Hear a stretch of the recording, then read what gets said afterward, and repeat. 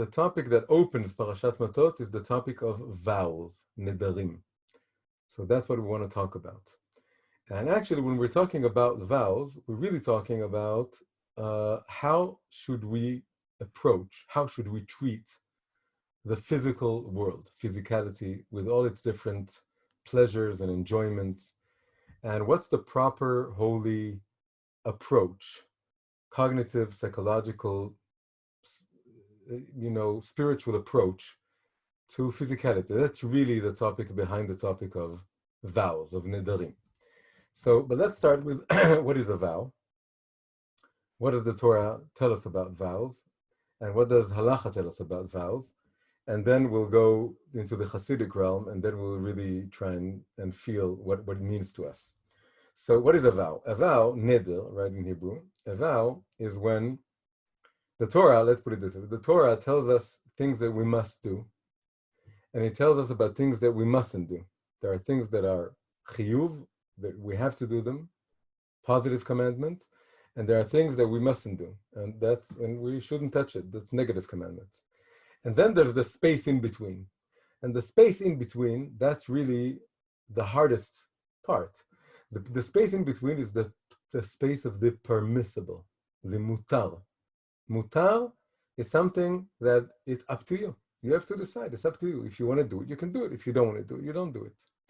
It's not asur. It's not something impure or bad or negative or forbidden in any way. And it's not something that is very holy that you have to do. And it's a whole wide range of, it's all the kosher foods, it's all the spare time, it's all the places that you can travel and go to that you don't have to, but it's not asur, but it's not chiyuv, right? And this is where it gets very confusing, because if you think of your life as a regular human being in the world, then you have no problem with what's permissible. You say, let's go, it's good, let's have fun. Let's have fun. It's okay to have fun. It's wonderful to have fun. But if you're of a religious mindset and you're constantly thinking, or at least you want to be constantly thinking about, what does God want from me? Why did he put me in this world? I need to be a servant of God. I want to be close to him all the time. I want to be his emissary or his messenger in this world. Then it gets very, very confusing. And then you think maybe nothing is permissible to me. And maybe things are permissible, but I shouldn't touch them at all, because then I'm thinking about myself, and I don't want to be thinking about myself. And then you kind of moments in which you're just a regular person looking to have fun, and the moments in which you're reminding yourself of the fact that you're a soul with a mission in this world, and so on. So this is where vows come in. Vows are the Torah's way of giving you an option, right? It's not obligatory. Giving you an option to say that you're taking it upon yourself to not touch something in the world, right? There are nedarim, vows, and there are shvuot, oaths. So it's really similar. Vows have to do with objects, and oaths have to do with actions, things, actions that not things, actions, doing certain things. Whereas nedarim, vows, have to do with certain foods, let's say, or certain objects that you don't want to have anything to do with. But for our sake, it's all one thing. Both nedarim and shavuot, vows and oaths, have to do with taking upon myself that certain things that are allowed, I'm going to block myself from them. And why does the Torah need to give us this thing called a neder, a vow or an oath? Why do we need to have this? Simply don't do it. You want to not do something, then don't do it. But it doesn't work this way psychologically. Psychologically, you need something more powerful than yourself to stop you from doing it. You have to have this sort of very dramatic action that you say, I vow, this and that. And then you're obligated by this. And in today's world, the best way to imagine this is like telling someone, I want you to block my internet and don't give me the password, right? That's a vow. That's the best way to imagine a vow. I can't trust myself not to go into the internet at certain times or to certain websites. So I have to hire a company to block me from going into certain sites or to block me even from using the internet at all. Maybe some people say now for a whole week, I'm taking a week off the internet, so don't tell me the password. And or take that drug away from me, right? Take that drug, whatever it is, away from me. I can't trust myself. A vow is something very similar to this. A vow is when I'm saying something, and the moment I said it, it's so powerful, and I know that it's very holy, and that to break it is a whole thing, then it acts like hiring someone else to guard me. It's a bit like this. Now, so that's the first, just understanding, trying to figure out what is a neder, what is a vow. That's the first thing. Second thing is that, very interestingly, this parasha opens with Matot, starts with the whole idea of a vow. You can have a vow. And then the very next verse starts talking about how to annul the vows. And the Torah talks more about annulling the vows than it talks about the vows. And at least in this parasha, it's very clear. And the image, there are two examples. One is and now we have to understand this also, and it's going to help us down the road. There are two terms in Hebrew for annulling a vow. The first term that the Torah uses is hafara, hefer, lehafer, to annul the vow, right? But there's another word, it's not in the Torah, it's Chazal put it, but we think about it at least every year.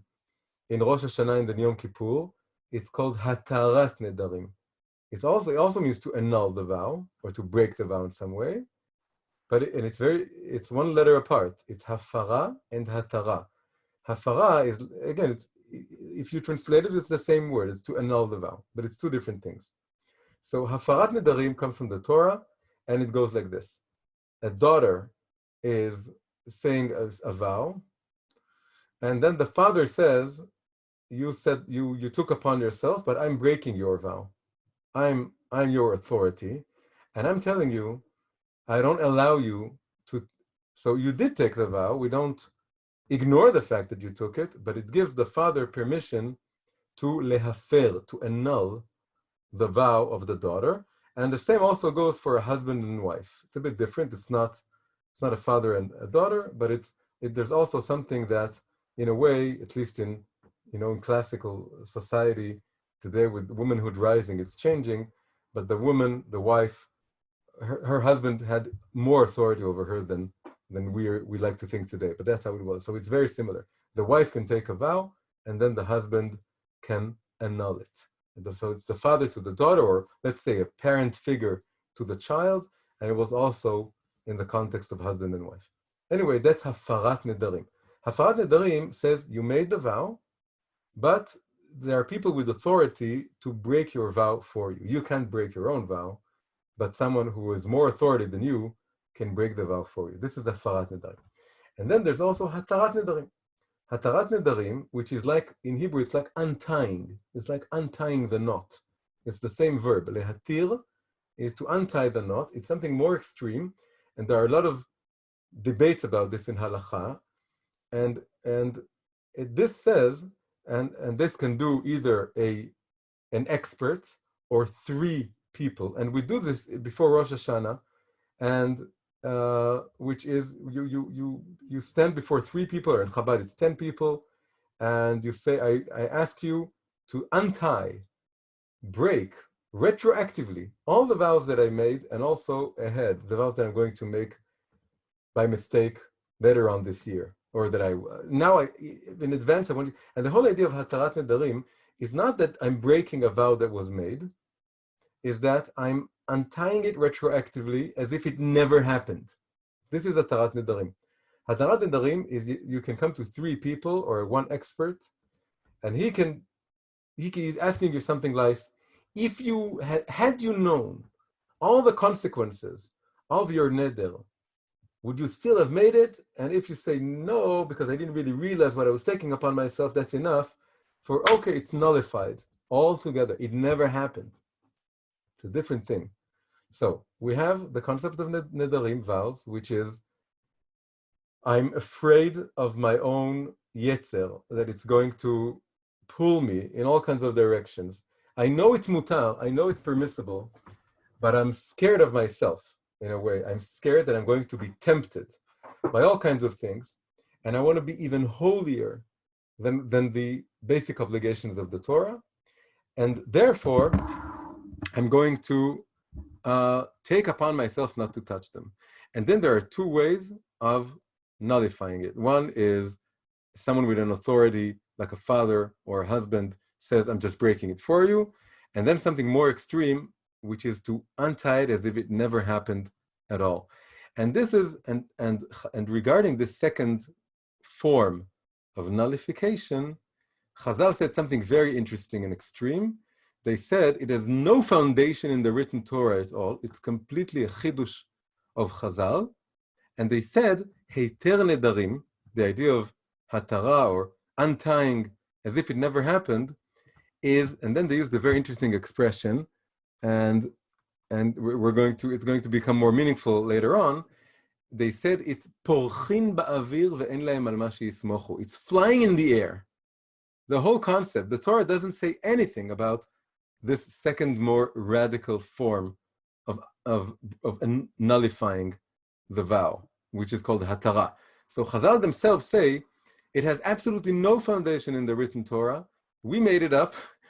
It's flying in the air. That's their expression. It's flying in the air. This thing called untying the vow. Okay? So this is just an introduction, just to get all the concepts, right? We have the concept of neder, and then we have these two ways of untying it. Now we're going to get into the main idea. So the main idea, this is coming from a sikha from the Rebbe, sorry again, is the Rebbe is taking three halachot, three laws written by Maimonides, by the Rambam. And he explains what vows are. And then the Rebbe says it's three levels of being, three modes of being, which are really, as I said in the beginning, modes of how to experience the physical world. What should, the energy, the approach, the mindset, how should I feel about the physical world? So let's start with the first level, which is a very low basic level, but we definitely need it. And it's in all of us, but it's only a basic level. The basic level is, and the Rambam says, why did the Torah give us the option of taking vows upon ourselves? Especially as we all know that no one encourages this, right? We read in the Torah that we can take vows, and yet we know the Jewish world, we know the world, and the Torah itself says so. Try and not take vows upon yourself. And up to the point that every time we make a promise, we say, bli neder, bli neder. I'm not vowing, it's not a vow. Not because I'm really making a promise, but I have to be careful to say bli neder in order to not implicate myself in this complication of having a vow. It's so complicated. And also, like we said, Atarat Nedarim in Rosh Hashanah is all about try, even if by mistake you made a neder, we're going to untie it for you. So the question is, why have it in the Torah in the first place? So the Rambam says, this is for people who know that they have a risk of being addicted to something or falling into a certain yetzer, and they need it. And the Torah has to give room for people to recognize that they have an extremely strong pull towards something, and then they need to make their own distance from this. And also they know, even if it's mutar, it's permissible, it's okay, they know that the way they're going to do it, it's going to be bad. And it's going to lead them to forbidden things, or it's going to damage them. And they know, not everyone's like this, but some people are like this. Everyone who got addicted to anything is like this. And many people get addicted to many things. So that's why we need, if you're, let's put it this way, we're going to use this image of drowning and then floating and then, right? So we're just going to start with drowning. People who feel that they're drowning in physicality, in the material world, like at least in some area of it, they really have an attraction to sugar, or they really have an attraction to, kinds of movies or whatever, then they have the vow. Again, we're not going to take vows now, but there's something like a vow, which means you have to be very careful about this thing. And you have to be very much against it. You have to be against yourself, against the pull that you're feeling, against whatever it is that pulls you in that direction. And it's okay. For example, if you're a Baal Tshuva, and you were in a certain part of the secular world, and you find it very, very attractive to go to whatever it is, bars or clubs or certain movies or whatever it is, and for someone who didn't grow up there, it's not so attractive maybe, but for you it is, and you know that it is. So you need something akin to a vow. You need something that is like a decision. It's not a mitzvah, it's not a halakha, but you're making your own decision. I'm not touching that at all. I'm not going close to that place. I'm not, keep me away from this. And if I go there, you have to pull me away from there. This is like making a vow. And it's okay. It's really okay.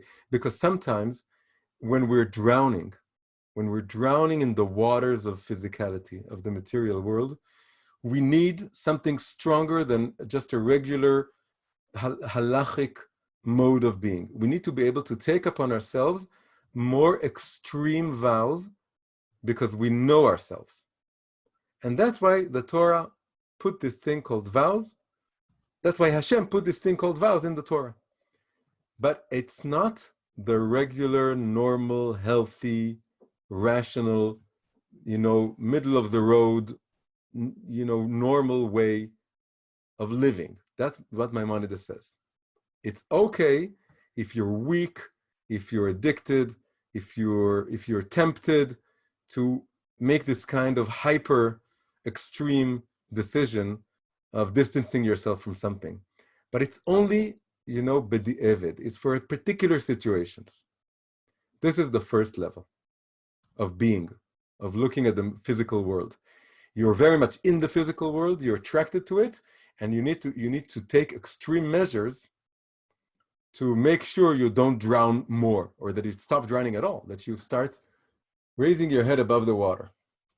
Just like I'm raising my head above the screen. Second level, Maimonides says, this is not vows, this has to do with Chazal's term called Kadesh atzmecha b'mutar lecha.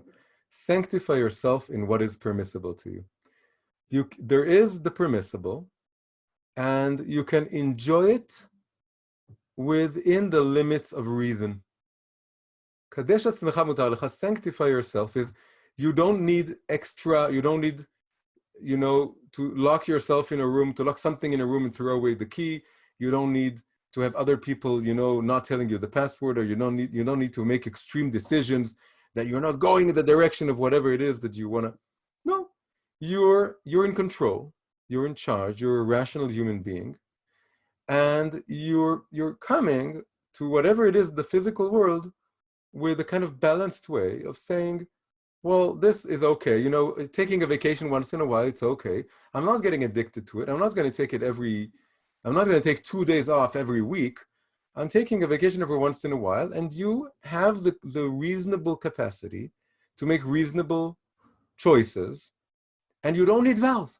You don't need vows. And that's why the Torah, immediately after telling us that there is something called a vow, it tells us, but then you can break it also, right? Verse after verse in this parsha. Because the Rambam says the whole idea of a vow is for particular extreme situations or people that need it. But that's not the middle path. It's not the sane, normal way that we should live our lives.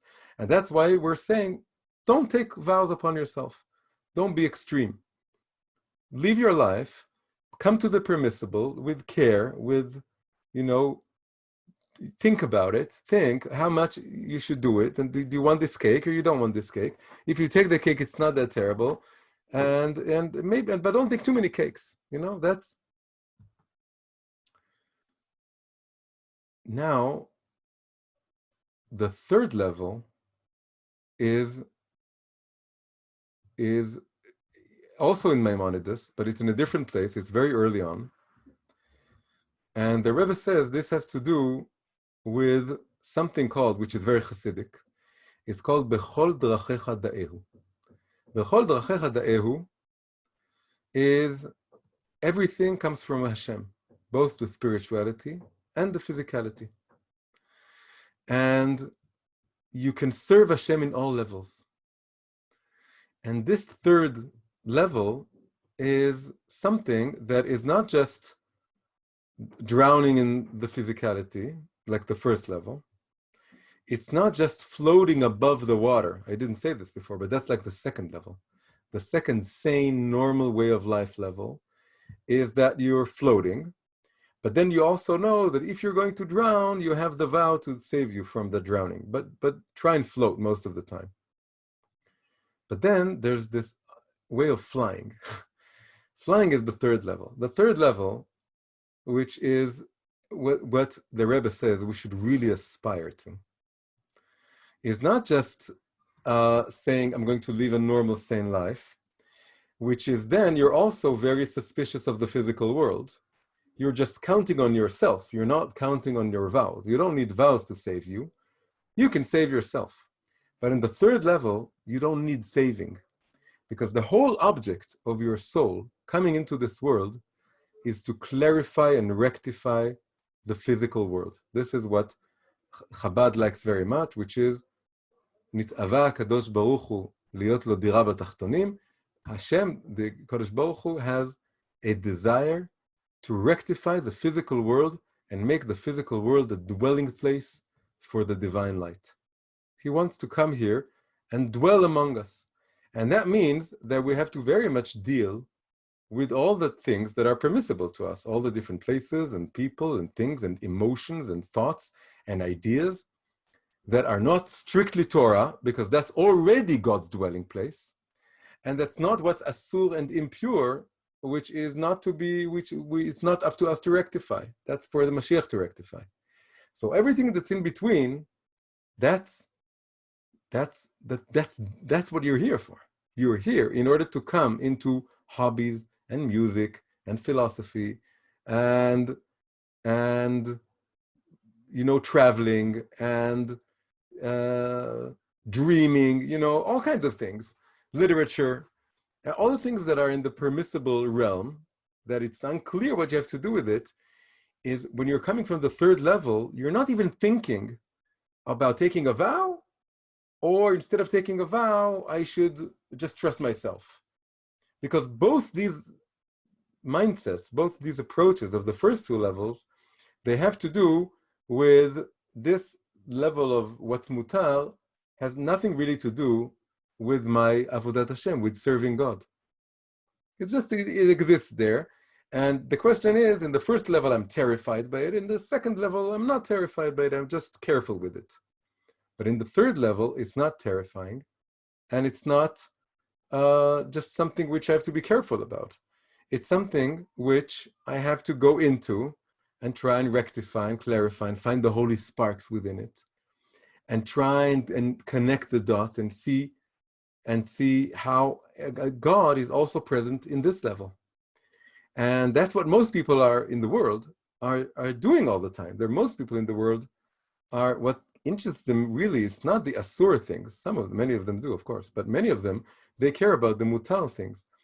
And if you want to have an interesting conversation with them, and you want to elevate their life, which is also your own life, because you're also attracted to the same thing, you need to find a connection between all these things that exist in the world, in music and science and whatever, everything that's mutar, and find the divine spark. This is connecting to the Torah in this way, and the Torah makes us understand this in a better and higher way, or this helps us understand something in the Torah. There are all kinds of ways to elevate. Much of Hasidus is about elevating stories, elevating music, elevating humor, elevating all kinds of things that are in the realm of the mutar, of the permissible. Now, this image of drowning, floating, or flying has to do with now connecting it to the terms we introduced before, hafara and hatara. This makes it very, very beautiful, this whole structure. we have three levels, right? The level of drowning, and that's the level of vows. Because if you're drowning, you need a vow. If you feel that you're pulled by the physical world very much, you need a vow to save you, to help you. And then the second level, you're floating. You don't need a vow. But you remember that, but you know that in case you're going to fall, then the vow will help you, right? Again, vow is here not an actual vow necessarily. A vow is taking an extreme measure of distancing myself from something physical or material or this worldly. So on the first level, I really need them. On the second level, I don't need them. I know that I have them in case I drown, but I'm floating now. But in the third level, I don't even think about it. It doesn't even start taking a vow. It's the very opposite of taking a vow. It's the opposite of the first level. Third level is exactly the opposite. Why? Taking a vow? Am I crazy to take a vow? The Torah has made it very clear what's asur. And now I'm not taking any vows. Everything that's permissible, I have to go in there and find the divine spark and work with this. And also it will help me, getting souls to work with this. And this is bechol drachecha tehu, know God in all your ways, in all your things. In everything you do, you can serve God. You can serve God when you're studying Torah. You can serve God when you're walking in the street or in nature or looking at a tree or looking at a painting. If you're conscious of trying to look at the world through Torah eyes, through faithful eyes, then you're living the third level of bechol, know God in every way, and I'm not even trying to disavow anything or to take a vow of distancing. I'm not afraid of the world also. I'm totally not afraid of anything. So again, connecting this to the terms we introduced, which are hafara and hatara, right? Hafara is the father figure breaking the vow of the child. And then hatara is untying it retroactively as if it never happened. So this is when we have three levels, we need two, let's say, ladders, two, flights of stairs, or two ways of getting up, moving from one level up to the other level. And this is beautiful. To move from the lowest level to the second level, from the level of drowning and needing vows to the level of floating and not needing vows, this is called hafara, the first kind of nullification. The father figure to the child saying, you don't need that vow. My daughter, my son, you don't need that vow. So this is really within yourself. The child within you is afraid of the physical world and needs to take on vows, right? It needs to say, oh no, I may go back to where I was before and I'm so afraid. I don't want to go back to that place that I was a year ago, 10 years ago. I need to make this very strong decision that I'm not touching and not going anywhere near whatever that is. And then the more mature part of you, you need to build that mature part if you don't have it. But if you do build that mature, the father figure within you, that's the second sane, normal, Maimonides, classical Maimonides level, which is the father figure within you that says, well, yes, when I'm going back to being a child, I need this, but I'm not a child. And I'm enough years into my tshuva, or I've rectified myself enough that I can, for me, I grew up in Tel Aviv, which is very, very secular. And then I went to Yerushalayim and I started doing tshuva at some point.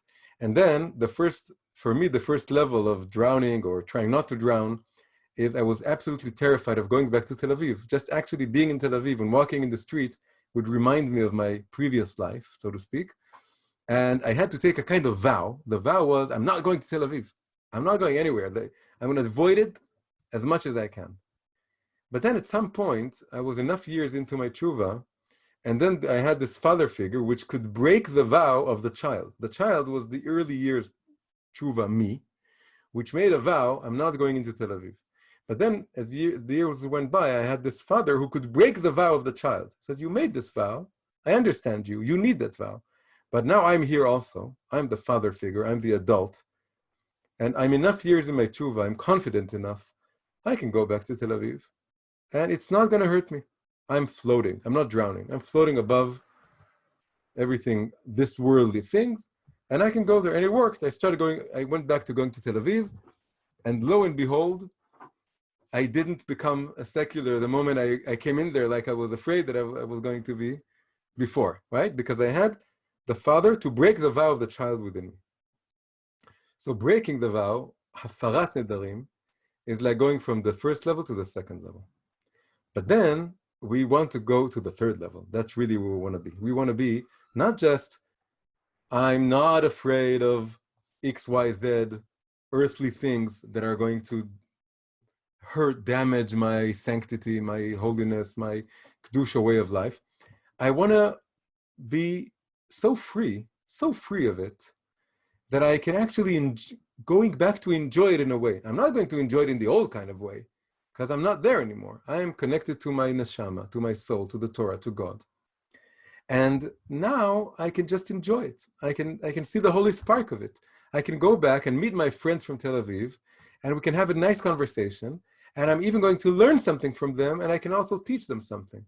It's not just that I'm not going to be damaged, I'm actually going to something really good is going to come out of going back to Tel Aviv. That's the third level. And this is hatara.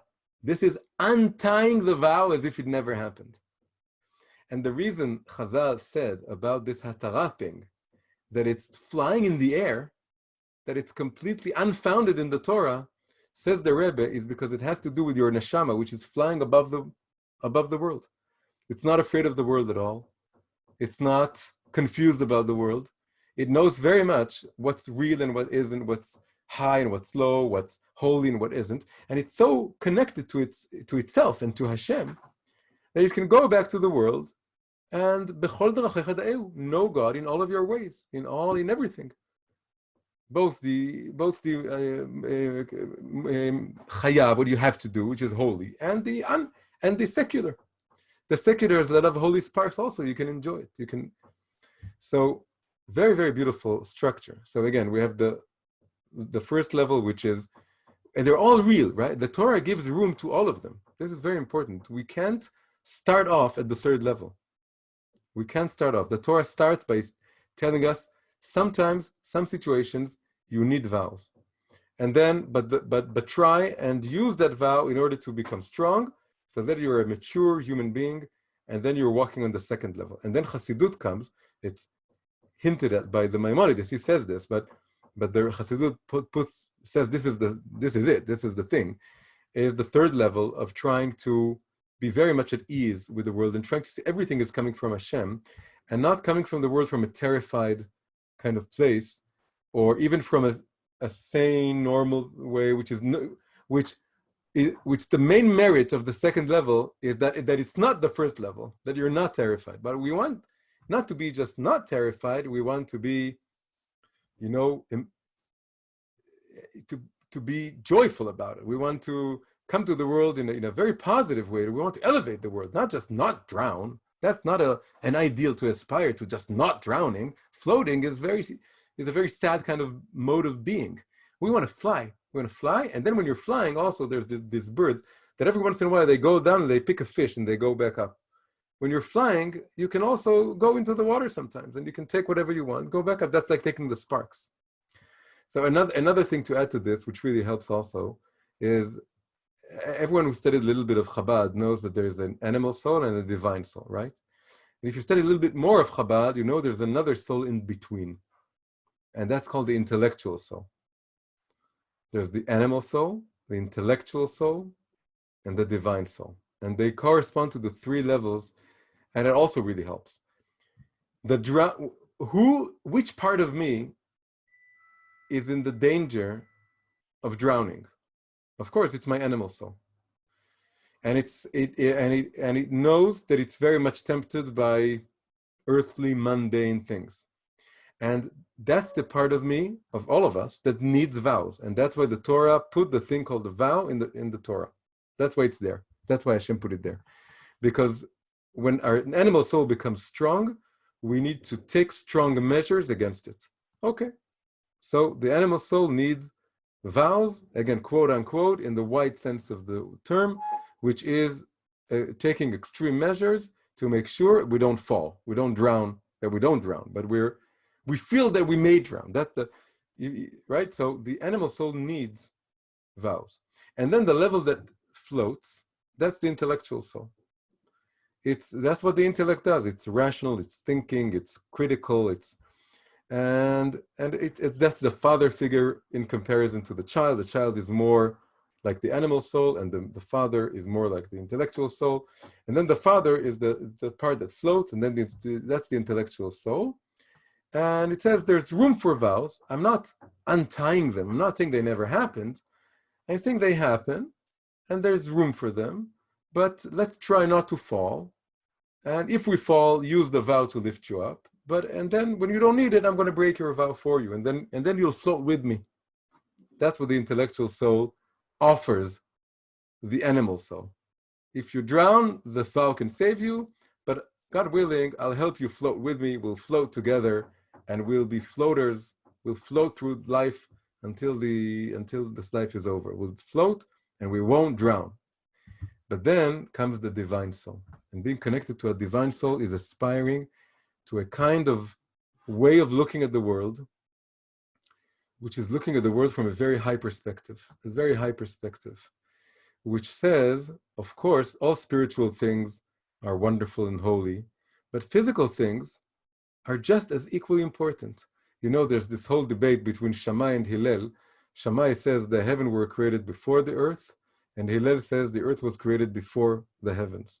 And then there's the third opinion that says they were created together. And the Hasidic approach is they're all true.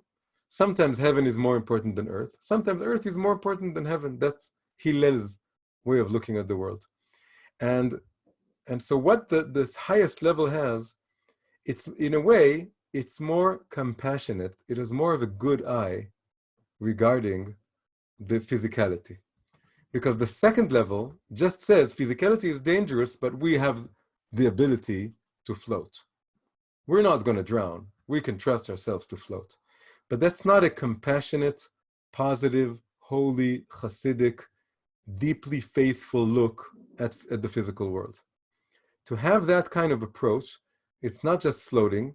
We need to fly and be really free. That's when you're really free of the physical world, is when you're not afraid of it anymore, and you can really enjoy it. I'll tell you a short story that a few years ago, my father passed away, and the Rabbi Ginsburg came to console us in the Shiva, in the 7 days of Shiva. Now, my father used to travel around the world, and he was very famous for traveling all over the world. And he has a book with all the stories of his journeys, and it was published. And my father picked it up, and so my father, the Rav Ginsburg, picked it up and started sort of browsing through this. And then at some point I remembered that he's going to reach a page with a very, very immodest picture. The picture is of my father in Africa with this African woman dressed in traditional African clothes. Let's put it this way, right? And very immodest. And it was a big picture, and I didn't remember this when he picked up the book, but as he was going through the page, I said, oh no, in a few moments, he's going to get to that page, and maybe I should tell him, maybe I should warn him, maybe I should just flip the pages.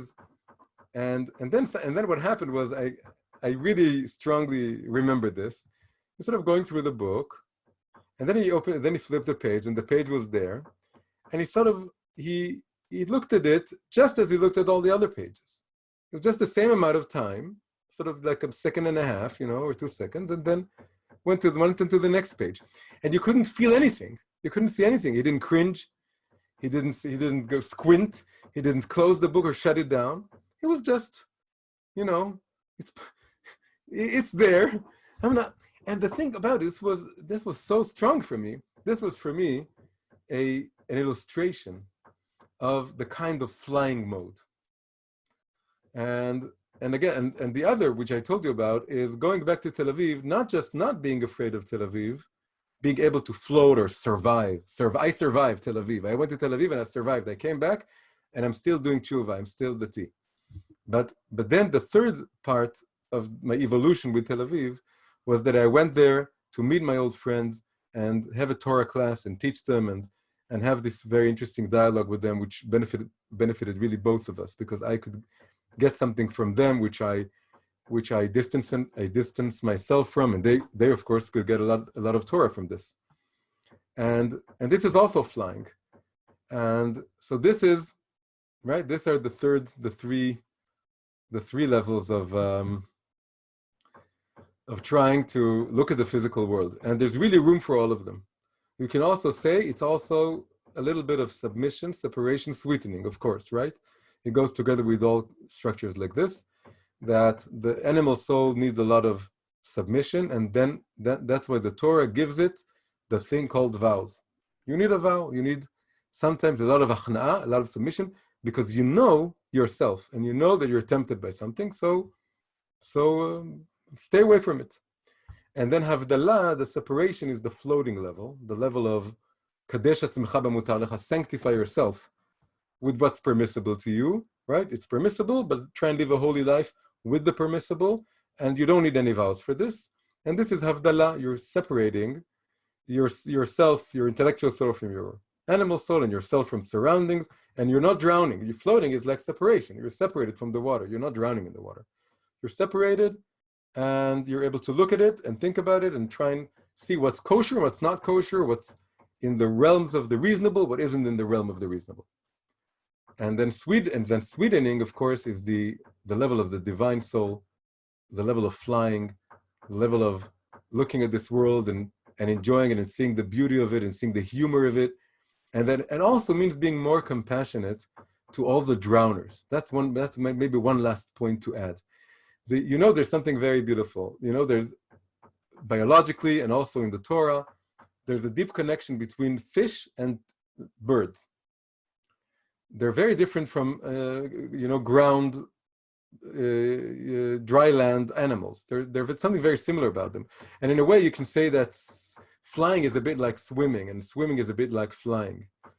And of course, they were created on the same day. Fish and fowl were created on the fifth day, as opposed to the land animals that were created on the sixth day. And also, the way evolution thinks about it is that there were fish, and then there were birds, and only then you had the middle level, which is the land animals. So there's something about flying which looks at the people drowning. Who are the people drowning?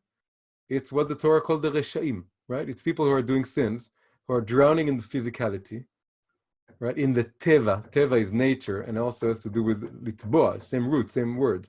Tava, teva, you're drowning in nature. And when you're thinking about yourself in those terms, and you're taking the vows, you're not like them. And also when on the second level, you don't want to be like them also. But you're more strength to do this. But when you're flying, you suddenly look at the people drowning, which are the sinners, the people really, in physicality. You see them as kind of fish, which is very similar to birds. You see them as holy souls, which are looking for holy sparks. They just don't know. They haven't evolved from fish to fowl yet. But they will. They could be, because that's what they're looking for. You're looking at them. You're not afraid of being one, because you're free of this. When you're drowning yourself, you're very much afraid of being a drowner, because you feel that you're drowning yourself, and you know that it's bad. And when you're floating, you also have a kind of fear of drowning, but you're able to trust yourself because you're more in control. But you don't enjoy and benefit and learn something and able to communicate in a good, positive, happy way, joyful way with all the people drowning, because you're still a little bit afraid of being like them. But in the third level, when you're really free and you're like a bird, then you can become a friend to the fish, and you can be with them.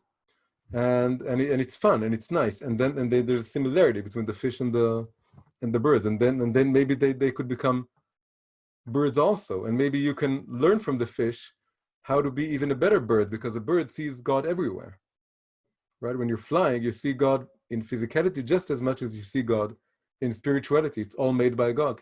That's like the Hillel and Shammai arguing which came first, and us saying they're all good. They're all from Hashem, both spirituality and physicality. So that's our lesson for this week. Hi, if you enjoyed this video, please press like and subscribe to the channel. Also, please consider supporting me on Patreon. Patreon is a platform for supporting independent creators. You can find the link in the description below. Thank you very much.